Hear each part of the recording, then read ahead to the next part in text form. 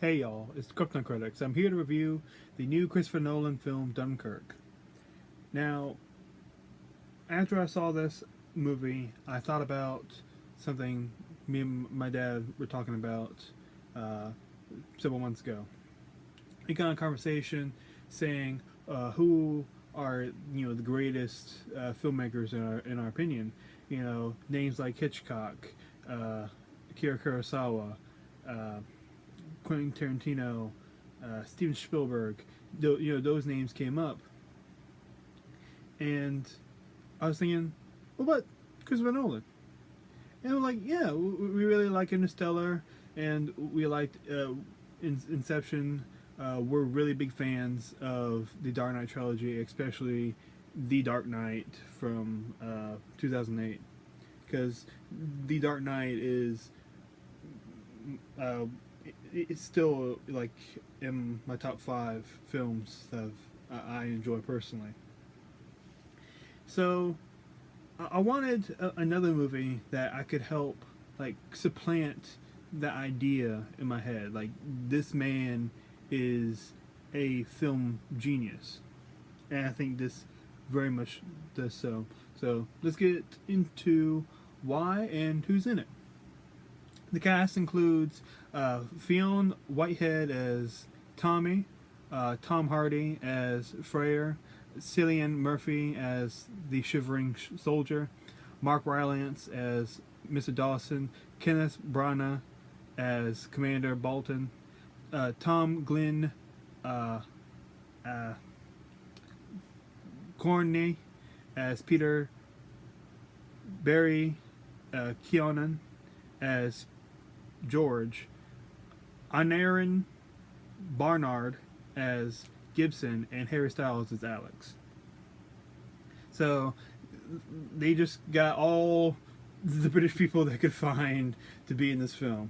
Now, if you know nothing about the event of Dunkirk, basically in 1940, before United States decided to enter into the war when we were attacked, the main conflict was between England and Germany, and Germany had this evasion tactic on France. France around this time was just falling apart in every way. Essentially, during the war they had surrendered, and a lot of the military had been put in concentration camps, and or they became Nazis themselves. It was really terrible. But this one place called Dunkirk is like this port city that is just a few miles away from the closest coast of England. Sometimes you actually can see the other country from across the water. So it is a very hot, hot target if you're trying to take over the enemy. If you're directly at right place to cross the water and take over any land possible. The Germans did this by shooting torpedoes and having the Luftwaffe bomb the shit out of the many British soldiers that were there. There were a few soldiers that were African and Indian that were helped out, but they were all under the British umbrella. They were all part. The French army in this film and in the real event also helped to make sure as many men can evacuate and not die. So it's a very scary thing, and this movie shows it very well. Hans Zimmer always kills it. He definitely does in this.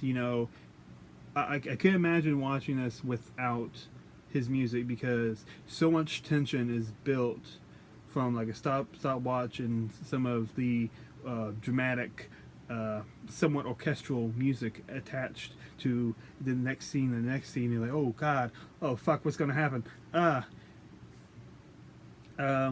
and you know, Christopher Nolan really wanted to put film back in filmmaking, so he is pushing for a long time to use film and not digital. Which I can definitely respect the man for doing that. A lot of people have difficulties in doing that because film is expensive, and if you're trying to add computer graphics, it's easy to do on digital.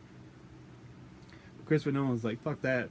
I'm gonna get sets if I need them. I'm going to get real planes in the sky. I'm going to borrow real boats, rent them out, do whatever we need to. Have cardboard cutouts for people. I'll do anything. Yeah, he'll get his IMAX camera with 35 millimeter, and he will just do everything. And that is fucking crazy and awesome all at the same time. Most of this movie is about just the event. The characters, for the most part, are pretty secondary. Like Tommy is the one that we follow. I think we only hear his name once, actually. Tommy, we see him getting away from fire. Before he gets to the shore, he finds a friend to hang out with.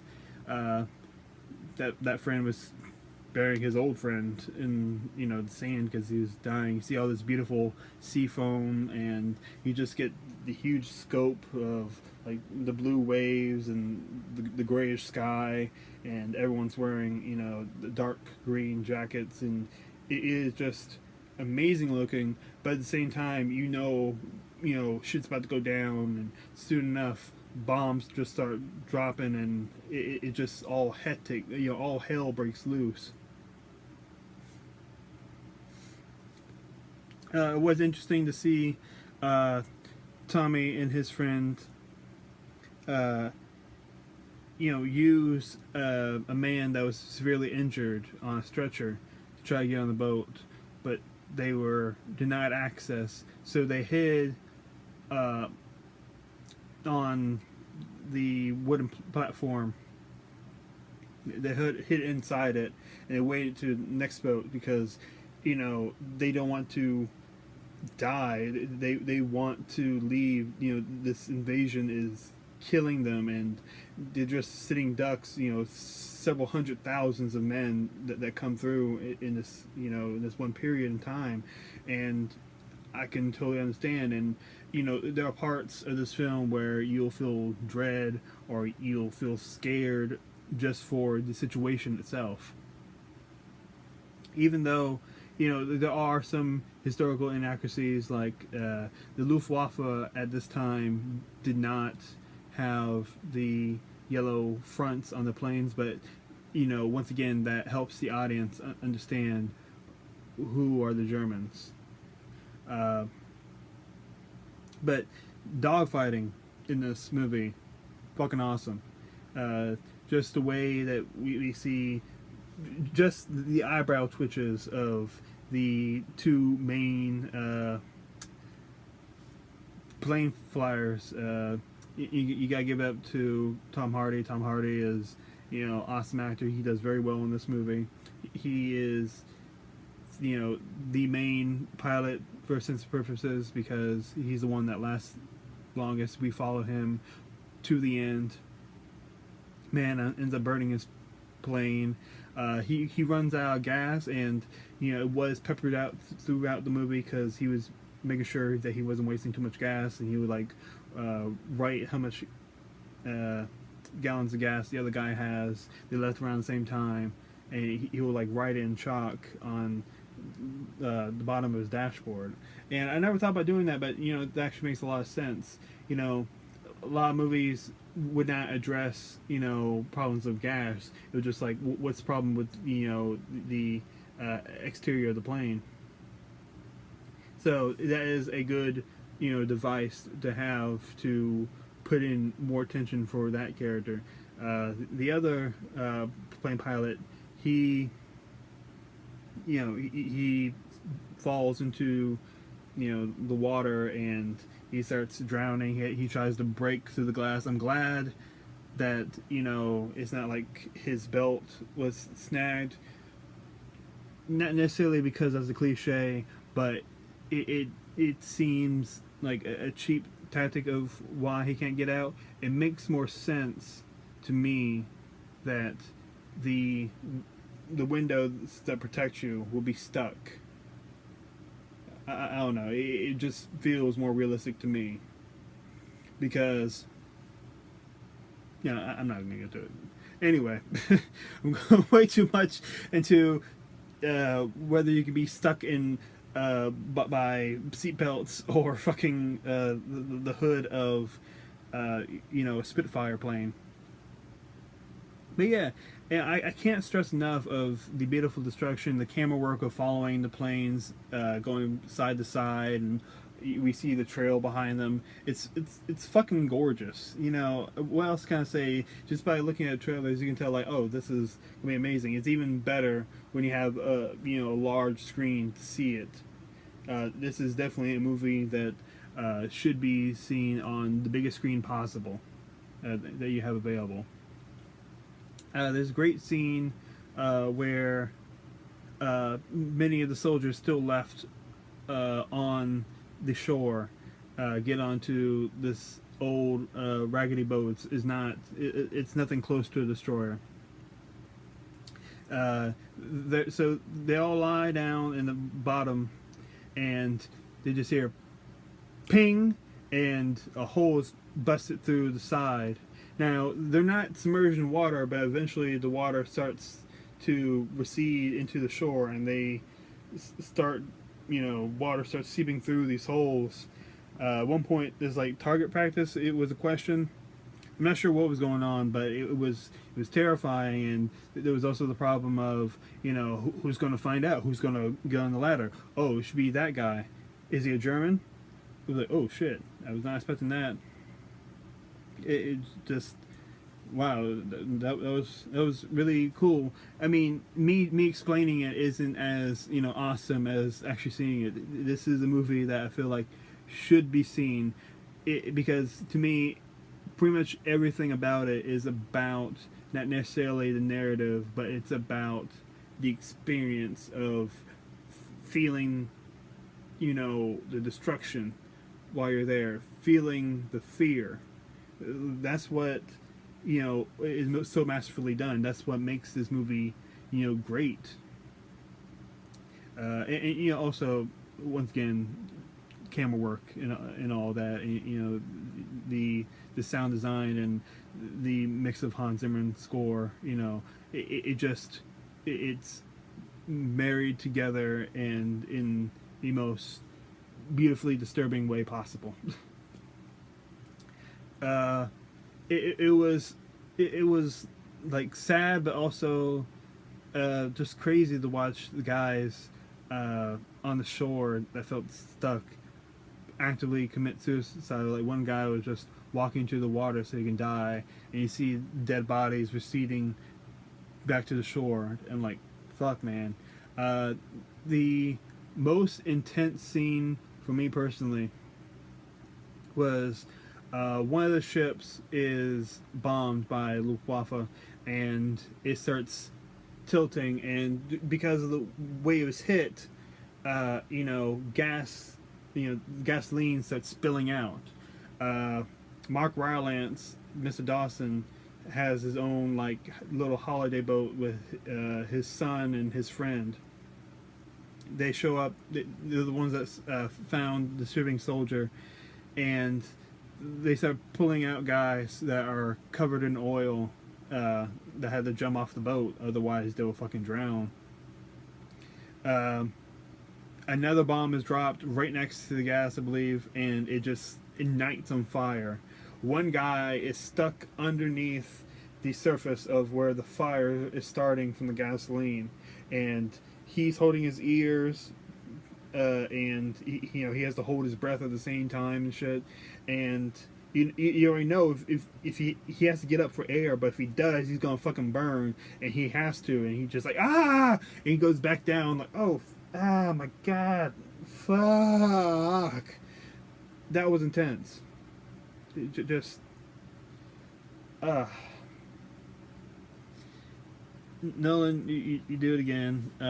Torpedoes attack very early in the movie. Uh, you know, it put you a false sense of security, where it has a bunch of the naval men and soldiers being welcomed by a nice lady that gives them towels and coffee and a jam with toast, and you're like, oh, everything's gonna be cool. One of the guys stays outside of the ship and doesn't, mingle and eat because he just knows something's gonna happen, and something does. Like always, it once you think things could be okay for 5 minutes, bam, fucks with you. Something is always upsetting the apple cart. I do like Mark Rylance. He's the one with he's not a soldier, and neither is his boy or his the friend of his I believe he's around 17, 18-year-old son. And it was interesting. The shivering soldier has post-traumatic stress disorder. He ends up slapping the friend and making him fall down underneath the poop deck of this holiday ship, or weekend ship, whatever you call it. And I guess that kid falls and like hurts part of his spine severely because he says he ends up going blind, and after a while, once they get the soldiers covered in fucking gasoline, he's dead. Before he died, he told his best friend, I always wanted teachers to know my name. I wanted my father to respect me, have my name in the paper for something good. When pretty much everything is said and done for Tommy, our main guy, and his friend, they are able to evacuate some of the, but a lot of the French are still left there. That has some iffy historical inaccuracy, but it's still cool to have the Commander Bolton. Kenneth Branagh is a really good actor. He plays every emotion well, the sadness, the what the fuck, when Freyr plane runs out of oil and he has to kind of do a turn and still shoot down one of the remaining Luftwaffe of that day. That was really cool. He did that just by momentum of still flying, technically by the plane, just not gasoline running. That's very smart, tactic to use. Not only from the story perspective, but also from just seeing the characters and the filmmaking behind that. But it follows where Mr. Dawson's son, when and Tommy come back to England, he does put his name in the paper and he does show it to a teacher, and that's kind of his way to let his time rest in that I did something that he always wanted to happen. And it also translates to his father, who's very likely still alive. It's just crazy to think, because that's a bittersweet ending. He it kind of like tells the audience, like, remember that, so we can have the full circle of what happens next. But yeah, the more I think about this movie, the more I really enjoy a lot of these scenes. The only problem I can think, just by the film itself, not including anything political or anything, actually how it represents history, because it does very well with that, is, I wish, we would have learned more about Tommy. If Tommy was a really engaging character, and maybe we knew some of his history, even though I know he's not a real person, I would have loved to see that. And I feel like I should have, like, really cared about character, not necessarily about, the situation, because the Dunkirk itself and the war are two characters in themselves, and that's what makes this really enjoyable. Uh, Overall, I give this movie an A. It is fun. Go see it. Fun in the sense that it's suspenseful and like, oh shit. And one point I was like in the movie, one of the planes goes down, is like hit, and I actually jump. When you make me jump, you're doing something good. It's about them Krypton critics. I love you. Oh, The Fire Rises. Thank you, Nolan, for the Batman trilogy.